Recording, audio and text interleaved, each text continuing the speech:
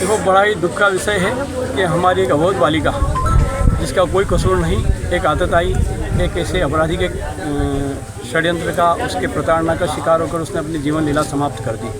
आज हम सब यहाँ सीताखेड़ा में सर्व समाज प्रमुख यहाँ एकत्रित हुए हैं। 1 तारीख की घटना है और आज 4 तारीख हो गई।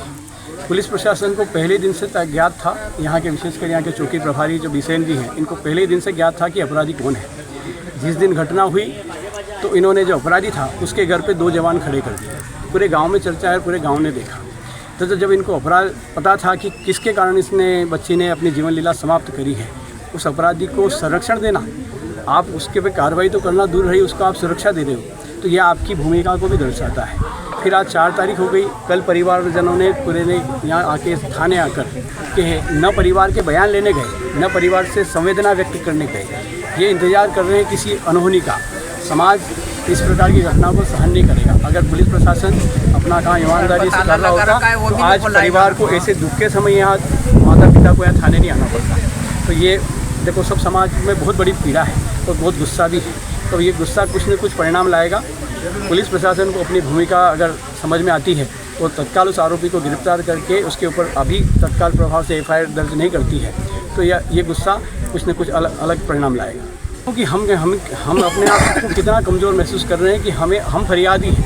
हमारी बच्ची गई और हमको समय देना पड़ रहा है। आज 4 दिन बाद भी हम इनको 24 समय हम ही इस कानून का सम्मान कर रहे हैं। हम इस कानून का सम्मान कर रहे हैं, लेकिन उस सम्मान का अगर गलत अर्थ नहीं निकाले। 24 घंटे का हम चूँकि कानून का सम्मान करते हैं, ये देश कानून से चलता है, लेकिन अपराधियों में कानून का भय होना चाहिए। रामायण में कहा गया है कि भय भी न होए न भ्रीत। जब तक इन अपराधियों में कानून का डर नहीं होगा, और ये कानून का डर कहीं न कहीं प्रशासन का अपराधियों में कम हुआ है, उसके कारण इस प्रकार की घटना एक नहीं बार बार अलग अलग जगह दोहराई जा रही है। नीमच जिले में ऐसी कई घटनाएं बार बार हुई है। तो ये जो लव जिहाद और ये षड्यंत्रपूर्वक है, कोई अपराध एक परिस्थितिजन्यवश हो जाना अलग बात है, लेकिन षड्यंत्रपूर्वक हमारे भोले भाले, हमारे हिंदू समाज के भोले भाली बच्चों को बहकाकर उनको षड्यंत्र में लेकर उनको अपना शिकार बनाने का यह पूरी योजनाबद्ध काम कर रहे हैं। ऐसा ही एक ध्यान में आया कि यहाँ कोई पोस्ट ऑफिस है, उसमें एक आंध्र प्रदेश का समीर करके कर्मचारी है। आज ध्यान में आया है कि वो इनको पूरी इस प्रकार की अवैध गतियों में वो लिप्त हैं। क्या पुलिस प्रशासन को नहीं दिखता? प्रशासन को भी जानकारी में है, पर ऐसे अपराधिक तत्व के लोगों के खिलाफ कोई प्रशासन कार्रवाई नहीं करती है। ये उनका बहुत ही सोतेला और गलत तरीका है, जिसको प्रशासन को अपने आप का भी मूल्यांकन करना चाहिए। ज्ञापन देने का सर्व समाज का इस पीड़ित परिवार के साथ SP ऑफिस में हम माननीय SP को ज्ञापन देंगे और उनसे मांग करेंगे कि इस पर कठोर से कठोर कार्रवाई हो, और इस प्रकार की कार्रवाई हो कि भविष्य में इस प्रकार के अपराधी इस प्रकार का कृत्य करने से 100 बार सोचें। क्योंकि ये घटना कोई सामान्य घटना नहीं है। आप कल्पना कीजिए, एक बच्ची अपनी जीवन जिसको 15-20 साल 25 साल माता पिता बड़ा करते हैं, लाड प्यार से उसका विवाह करते हैं, उसको अगर इस प्रकार की घटना अपने आप की जीवन लीला समाप्त करनी पड़ जाए तो उसके पीछे कितना बड़ा षड्यंत्र होगा। ये 1 तारीख की घटना है, आज 4 तारीख हो गई। कोई भी कार्रवाई नहीं कर रहा है और इन सालों को सज़ा मिलनी चाहिए। और आगे भी है, पहले भी ऐसा एक केस हुआ था जिसमें कोई अभी उसमें तो हमने कुछ किया नहीं, और इन सालों को फांसी की सज़ा मिलना चाहिए। अभी इन्होंने अभी आश्वासन दे रहे हैं, हम कार्रवाई कर रहे हैं। अभी तक कोई भी कार्रवाई नहीं की इन्होंने, और प्रशासन कुछ भी सुनने के लिए तैयार भी नहीं है। और आज हमने 24 घंटे का अल्टीमेटम दिया है 24 घंटे कार्रवाई करने के लिए।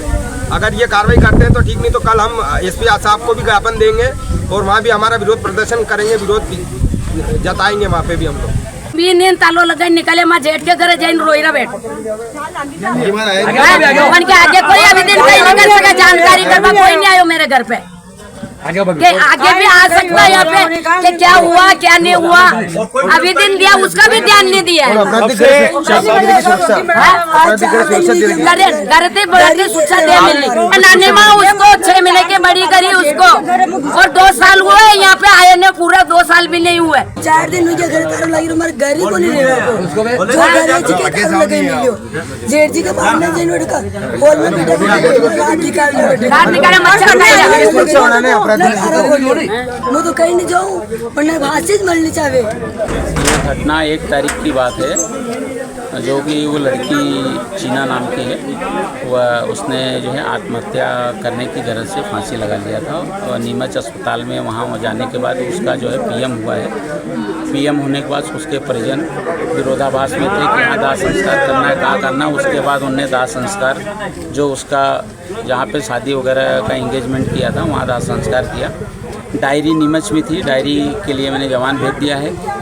श्रीमान पुलिस अधीक्षक महोदय को भी अवगत कराया और इसमें सख्त से सख्त कार्रवाई की जाएगी। वह लड़की इनकी नहीं, मेरी भी लड़की है, मेरा ये नहीं है।